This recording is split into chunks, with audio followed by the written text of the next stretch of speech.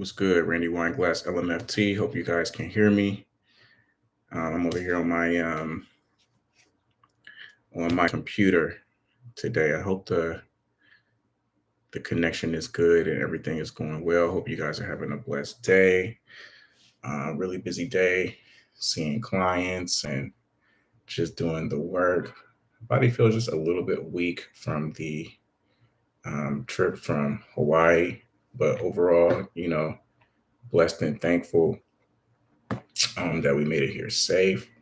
Still feeling like a little bit of a jet lag. I didn't think 3 hours would be such a big deal coming back from Hawaii, but it's a really big deal.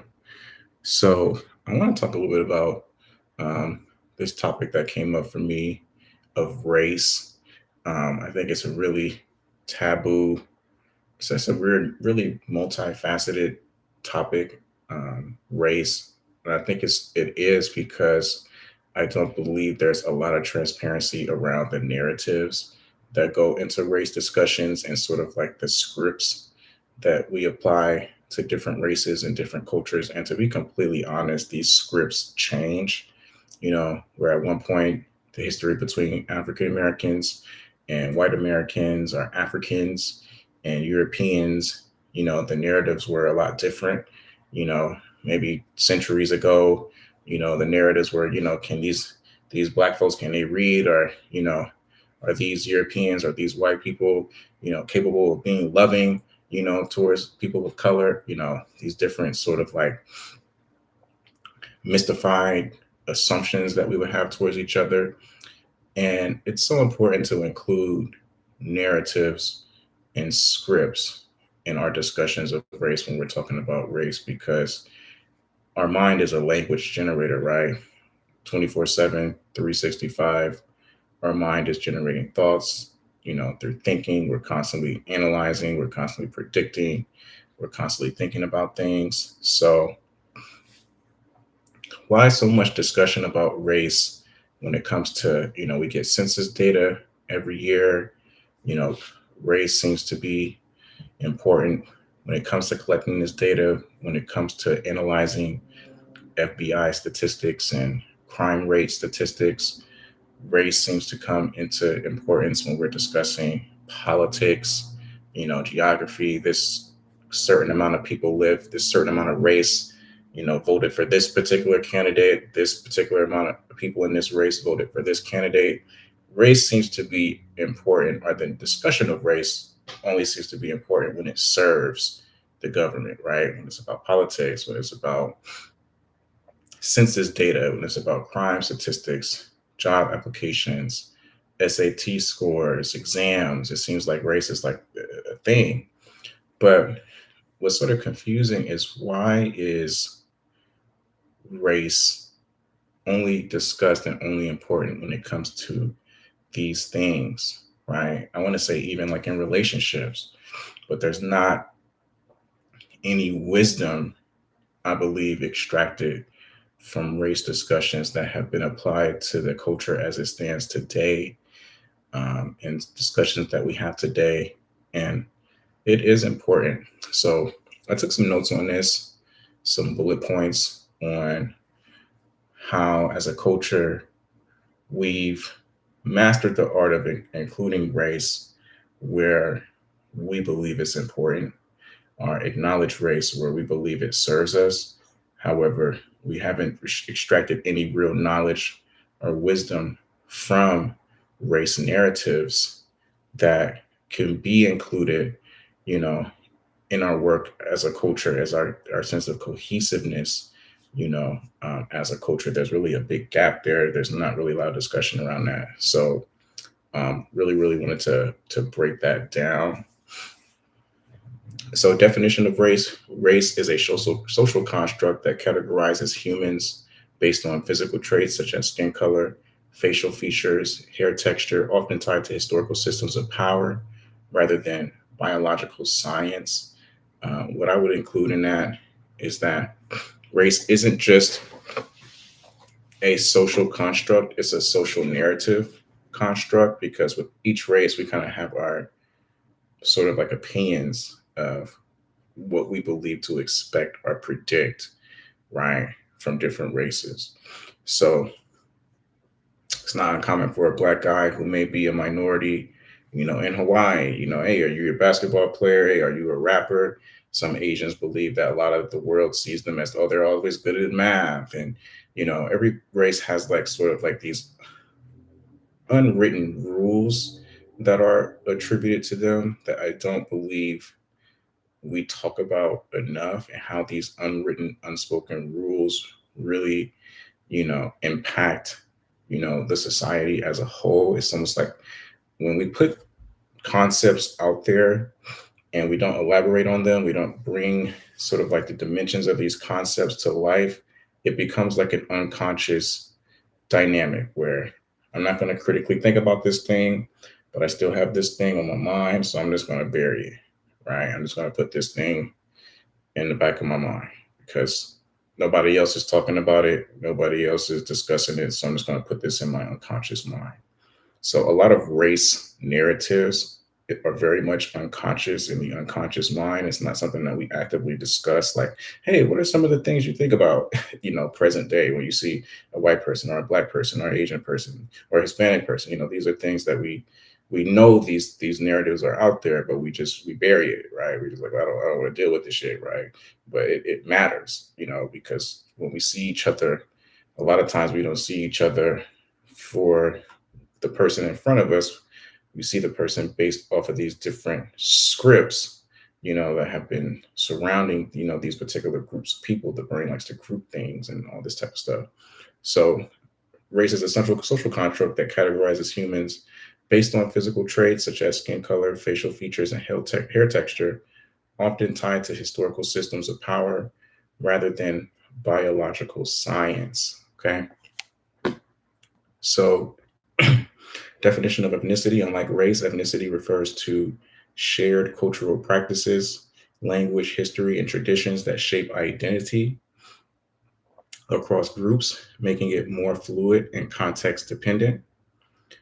Government forms that ask for race. Race is routinely requested on US Census forms, DMV applications, student aid, employment records, housing applications, and even hospital intake forms. So to the government, race is important on who's applying for housing, right? Who's applying for jobs, right? Who's applying for college aid, which is very telling, right? Like we care about what your race is when it comes to your quality of life and your standard of living, and who's trying to get access to these things, right? But we don't care about it when it comes to, these certain stereotypes and narratives that are being said that are still very much strong to this day. We don't really give a damn about that. We just care about your race in relation to other aspects, right? So the role of race in the US Census. The census historically reinforced categories like white, black, Asian, and Native American, and later two or more races, reflecting shifts in political and social recognition. Equal employment opportunity forms use race categories to monitor workplace diversity and prevent discrimination, though they often flatten cultural differences into broad labels. The concept of race solidified during European colonial expansion and slavery, serving as a justification for economic exploitation and systemic hierarchy. Race is not just a category, it is a lived story. Individuals inherit racial identities through social narratives, stereotypes, and collective histories, right? When you have a narrative around your race and who you look like, don't think that that narrative does not impact other people's mentality when they interact with you. A lot of times, when these employers and people who are in positions of power are looking to bring people on, right? They're thinking of these narratives socially before that person gets into the room, right? That's why when they've done a lot of research on people who have like really strong African American names and they're applying them on these different applications, and people are already kind of like, sizing you up, essentially, where a lot of the jobs applications that have really sort of like quote unquote black names, were denied. Because why was that? Why was that denied? Because of these people interact with the narrative they have about you and your culture in tangent with the person in the room. And it's usually the narrative that has been ascribed to you or attributed to your race that is going to determine if you even get in the room in some cases. Not all cases. I don't want to get into like all or nothing thinking, but these narratives do matter. And I believe what America has done a really good job at is like indicating that there's an elephant in the room, but not really analyzing the elephant in the room. They're like, hey, yeah, we know race is out there, guys. Just put it down for your applications for your job, for your housing, and your education. But damn it, we don't want to know about what narratives you have around race. We just want to know what your skin color is. So it's like a socially constructed ignorance, right? It really is. And I'm gonna build on this topic. So I think this is a really important discussion to have. I know a lot of people are not going to want to come in here because America created you to be this way, where you're not going to look at these things as being invaluable as much as you do seeing the person's diversity, but knowing it isn't going to be as valuable to you because that's just how we're programmed and how we're conditioned. So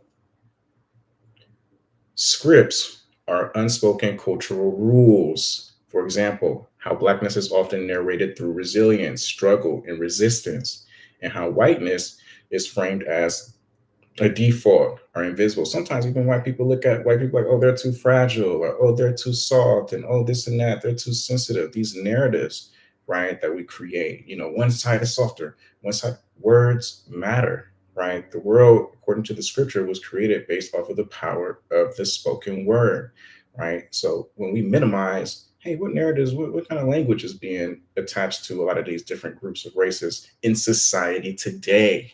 And how does that impact employment, housing, different things like that? They don't want to talk about that because that's where the magic happens. That's where the change happens, and really rewriting, some of these scripts. And I can speak for the Black community.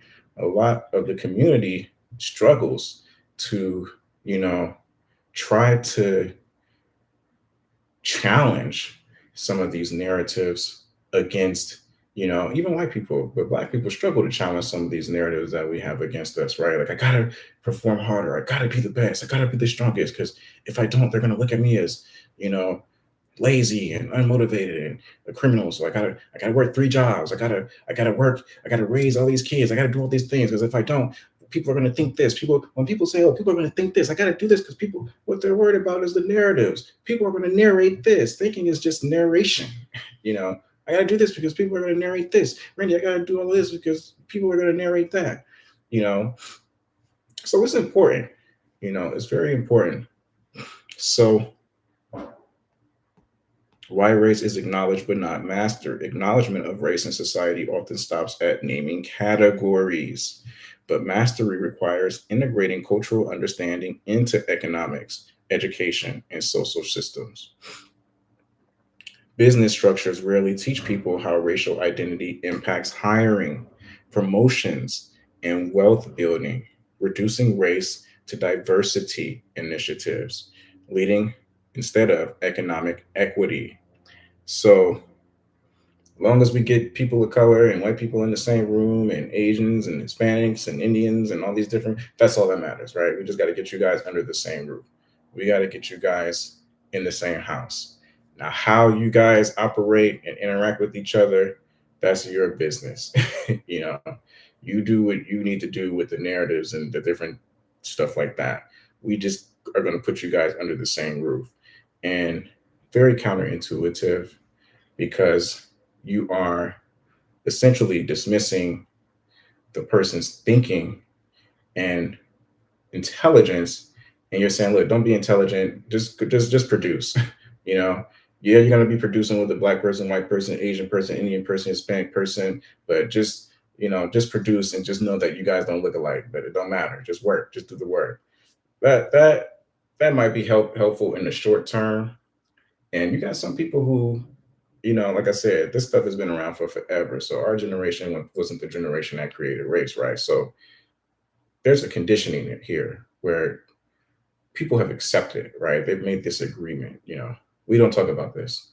We don't discuss these different narratives and stereotypes. We don't discuss that. We bury it.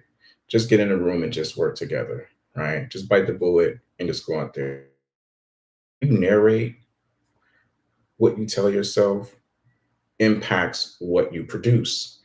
Okay. You're not a robot where you could just be programmed, put a code into you, and you just go out there and you go work.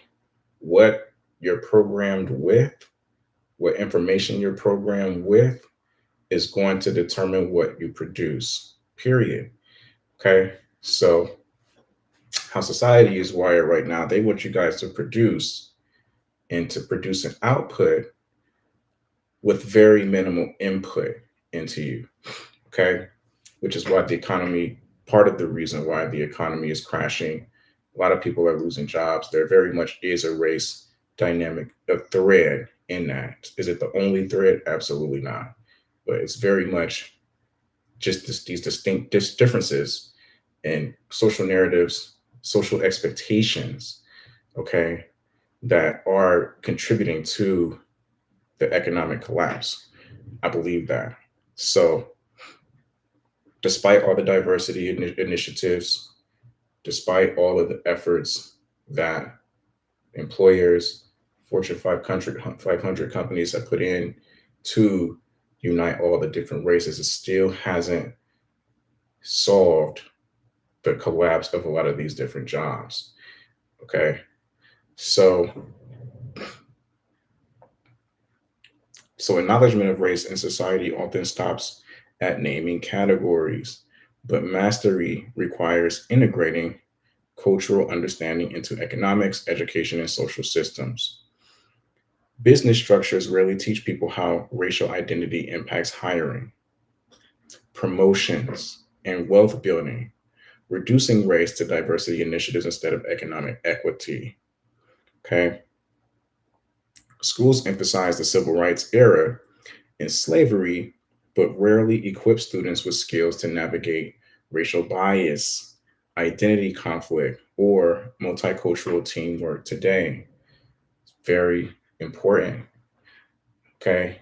And you see this a lot with Trump. He's trying to remove any sort of discussion or narrative or narration in the Smithsonian Museum, right, around race. Trump is trying to get rid of that shit. He's like, look, I don't want any narratives around how bad slavery is because for him, that equates to the narrative of how bad white people are. It's a narration. So, in response to these perceived narratives that he knows exist, instead of making peace with it, he's just trying to get rid of it. That's 100%, modern. It's always been that way.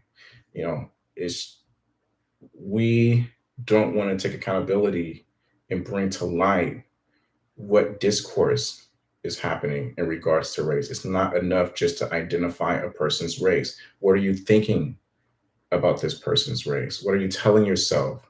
What does their race mean to you? That's the raw of it, not just, oh, this is my black friend, oh, this is my white friend. Oh, we gotta get rid of slavery. That shit is surface level. It doesn't really fix anything. So now you have this younger generation of diversity that's coming in, and it's really not diversity at its core. It's it's like almost like a sense of forced unity. It's like a coerced cohesion where we can give a damn less about what people think about you and what you think about yourself. Just come in here and work. It's soulless. You're basically having people who look different on the surface, but they're operating at a shell level, right? Where it's not the fabric of what keeps companies and programs strong over the long term. You just temporarily, have enough to meet a certain quota, but over the long term, just having a group of shells in your company isn't going to keep your company sustaining over the long term. So Schools rarely equip students with skills to navigate racial bias, identity conflict, or multicultural teamwork today. That has to be brought into the economy. How can we bring some of these narratives to light, modify them? The same narratives that we had about each other's race are not the same narratives that we have in 2025 that we had back in fucking 1500s, 1600s. We're operating off a new mind, new conditions. But if we don't acknowledge what changed, the same scripts don't keep going on forever. And when we don't bring to surface the narratives that are attached to race that have changed, that have modified, that are improving, we keep society operating off an old system, you know, off an old, outdated ass system, right? These new generations are not as hung up on race today like a lot of our elders are, right? A lot of people don't think like Donald Trump. Some people do, but not everybody's. A lot of these younger people are past that shit. You know, they're building communities, they're building brands, they're working together, and they're not afraid to have discussions around thoughts about some of this stuff. And that's why they're so successful because they can talk, they can communicate, they bring these scripts and these narratives to light because whatever you bring to attention, you diffuse it. It reduces its power. But the more you bury stuff and you try to run away from it, see, Trump's approach to this whole Smithsonian and slavery thing is just going to create more social anxiety because we're not bringing to issue what narratives or what sort of like social discourses is he trying to run away from? What is he trying to bury? What is the fear? Not all Black people are looking at white people like the enemy because of slavery. Okay. And maybe he's thinking, well, if we keep pushing this stuff in the museums, if we keep pushing it in the schools, these Black folks are going to think, everybody's going to think we're the enemy, we're the bad guys. So we have to remove this shit. I don't like, it's like all that stuff is stinking thinking, but if you don't bring this stuff to the forefront and have these discussions, have discourses, where people can learn and you can modify these discourses, you're just letting whatever you're fearing build over time. It just gains steam and it gains traction. Right now, human beings are humans are creatures of habit. So a lot of humanity is lazy as hell today, especially the more technological we get, the more advanced we get, the less work people have to do, right? I can just go to Google, I could just put in my GPS, I could just push a button and I don't have to fucking work, right? So you're dealing with a generation that already doesn't really want to put more effort than is necessary. So you're just making the situation worse.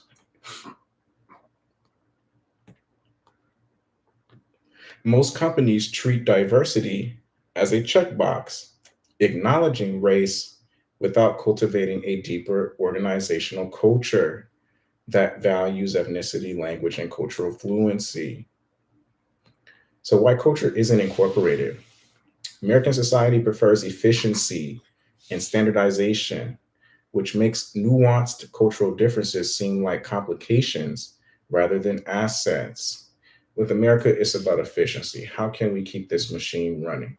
If we get too much into what people think about each other and which matters, and you know, really having certain discussions, open up spaces where we can really have these discussions.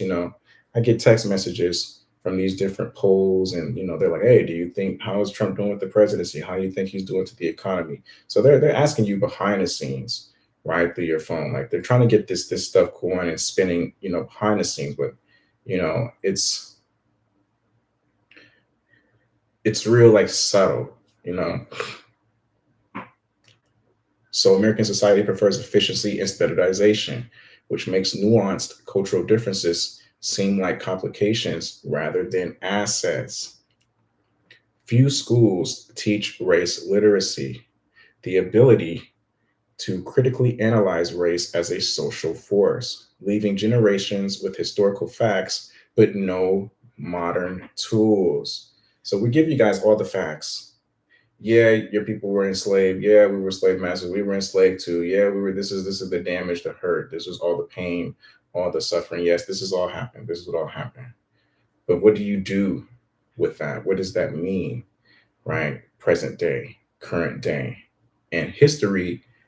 The past is present through the form of narratives, through narrations. We have the words, we have the memories, the pictures, and how we make sense of those memories. So that's what keeps the past alive, is the things that we think about, the things that we tell ourselves.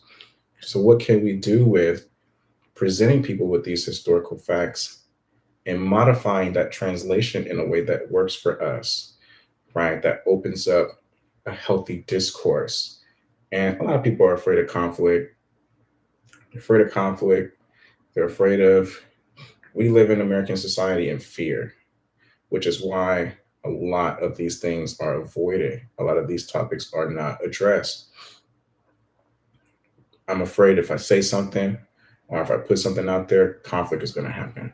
What if this person argue me? What if they doesn't don't understand? What if it just make a situation? We have to stop living in fear. The more we live in fear, the less our children and our future eats, right? So few schools teach race literacy, the ability to critically analyze race as a social force, leaving generations with historical facts but no modern tools. Discussions of race often remain confined to slavery, segregation, and civil rights while avoiding current realities like housing discrimination, policing, and economic gaps. Mainstream America often avoids race to maintain comfort, treating it as a private issue or a past struggle instead of an ongoing system. Okay? If we can keep all of this shit in the past and relegate it to back here, this is the present. So if you're having any issues with race, if you're having any insecurities, if they're not treating you right, they're not doing right, that's your fault. That doesn't have anything to do with the past, because it's like almost like disconnecting the history from the present moment. It's like, that shit was back here. So if you're having issues fitting in, if you don't feel like you're getting hired, you don't feel like you're being valued, you're having issues, it's because you're the issue. It has nothing to do with this stuff that happened back here. You can't separate. I want to say there was someone that said history is current events. A lot of the shit that's going on today. What do you think, it was born today? Right? This is stuff that's been accumulated over centuries that we're seeing. This isn't stuff that just happened in 2025 August. We're seeing an accumulation of, and just think about how that impacts your human logic. If I completely disconnect myself from the past, how am I going to learn to do better? If I made mistakes in the past, maybe I hurt people, maybe I violated boundaries in the past, but if I completely divorce myself from some of the damage that I've done in the past, because all that matters is today, how the hell am I going to learn? How am I going to even know what I need to learn to get better if I don't understand this was where I'm at? These were the areas where I feel short. This is how I can make it better today. There's a hindrance and almost a barrier in your learning when you don't take into consideration how the past influenced how you show up today. Plain and simple. I know this video isn't going to do a lot of views because a lot of you guys don't give a shit. You're programmed to live in a standardized, efficient system where you keep your fucking mouth shut to keep a job. And if you do have these discussions and these conversations, it gets shut down, you get blocked, it gets buried. So I'm not expecting a whole lot of views from this, but I'm definitely gonna put this information out there. So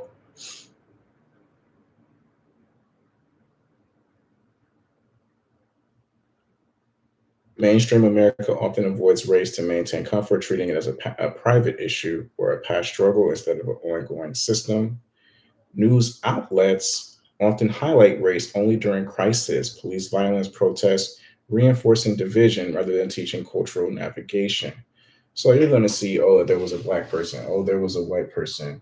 And it's so bad that these narratives around race are so strong where even if the person who committed the crime isn't a part of what's expected of the person who committed the crime, because that's a lot of things when you guys ask yourself, school shooting happens, some sort of massive disaster in American society happens, before the person's identity is revealed, what are you asking yourself?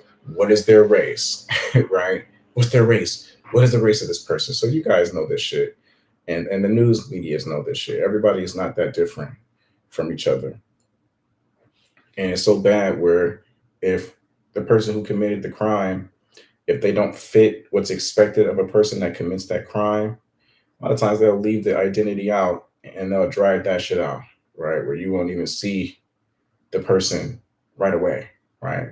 But if it's a person that fits the bill, oh, you'll get that shit faster than Wi-Fi. But oh, this particular image of who created this crime doesn't meet the social probabilities of what we believe. So we're going to kind of delay this a couple of days, delay this a few days. And I believe there's some cases where they don't even reveal who committed the crime in general if they believe, oh, this isn't who we expected to do this crime. So we're not going to even reveal it. We're going to leave it anonymous. That's how powerful these narratives are on a systemic level.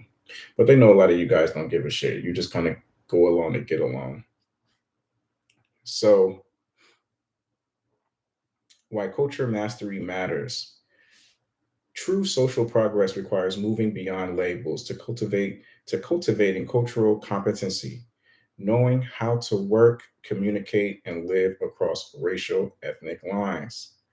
The US often prioritizes American identity while minimizing subcultural identities, leaving individuals to navigate race without national acknowledgement of its complexity. Race is acknowledged but remains fragmented, treated as a formality on forms, a history lesson in schools, and a checkbox in business, without systemic mastery of cultural integration. Okay. So, what I believe needs to be done is there needs to be, at a, because it starts from the top down. We can have these conversations all day, in chat spaces and in chat groups and chat rooms, but I believe there needs to be programs and organizations that focus on bringing to light narratives around different races, right, and themes, and how have these themes and these narratives been modified or challenged or been overcome. We might, where we're at today, we might have to go back to the damn 1600s, 1500s to pull up the archives around some of these old narratives and these old discourses, right? How have these things been changed today? And how can we change them? What are things that we can do? Or if not, a lot of this stuff is going to just, essentially remain the same. So that's all I had. I know these type of discussions are not going to get popular because it just what it is. I don't give a damn. I talk about what I like to talk about. So I appreciate whoever has been watching. You guys have a blessed day. Peace.